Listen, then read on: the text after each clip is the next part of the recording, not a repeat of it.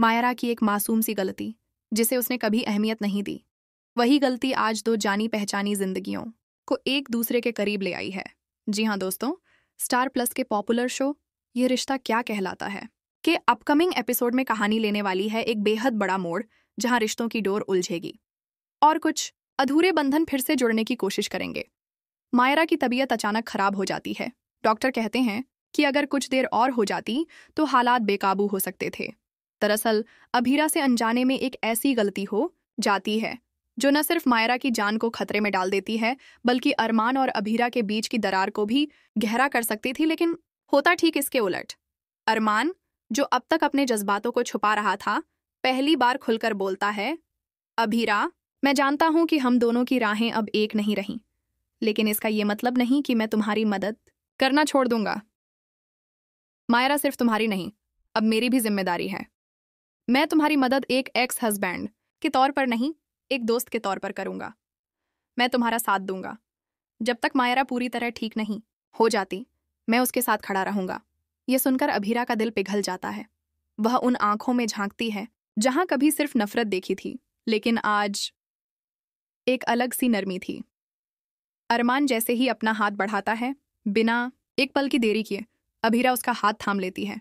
एक ऐसा साथ जो शायद तकदीर ने अधूरा छोड़ दिया था, आज फिर से जुड़ने लगा है।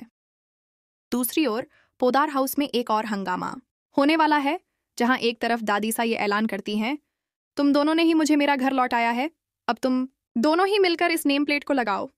वहीं दूसरी ओर हीरा सबके सामने एक ऐसा बयान देती है जिसे सुनकर सब सन्न रह जाते हैं। वो कहती है, अब मुझे इस घर की कोई जरूरत नहीं है। मैंने जो खोया है वो ये घर कभी लौटा नहीं सकता। मैं वो रिश्ता अब खत्म कर रही हूं जिससे मेरा आत्मसम्मान बार बार आहत हुआ है। दादीसा और बाकी फैमिली ये सुनकर हैरान रह जाते हैं। हीरा का यूं अचानक सब कुछ छोड़ जाना कहीं ना कहीं एक नए भूचाल की दस्तक है।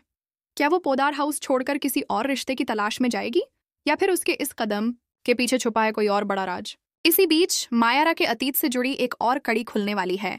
अभीरा को धीरे धीरे पता चलने लगता है कि मायरा की एलर्जी सिर्फ खाना नहीं, बल्कि किसी इंसान से भी जुड़ी है, और वो इंसान कोई और नहीं, खुद पोदार हाउस का एक सदस्य है।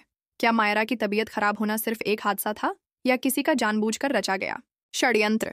क्या किसी को मायरा और अरमान की नजदीकी से खतरा है? अब जब अरमान और अभीरा फिर से एक दूसरे के साथ खड़े हैं, तो क्या उनका रिश्ता एक बार फिर से परिभाषित होगा, या फिर पुरानी रंजिशें और अधूरे जज्बात सब कुछ तबाह कर देंगे?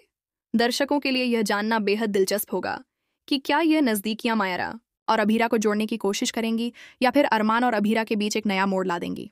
क्या मुमकिन है कि अरमान, जो अब तक सिर्फ दोस्ती की बात कर रहा था, फिर से अपने दिल की बात कहे?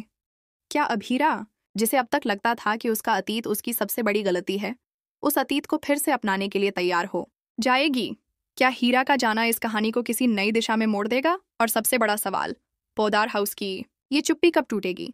क्योंकि हर चुप्पी के पीछे एक सच छिपा होता है, और ये सच जब सामने आएगा तो रिश्ता क्या कहलाता है, ये सवाल फिर से खड़ा हो जाएगा। आप इस पूरी कहानी के बारे में क्या सोचते हैं? अपने कमेंट्स के जरिए हमें जरूर बताएं।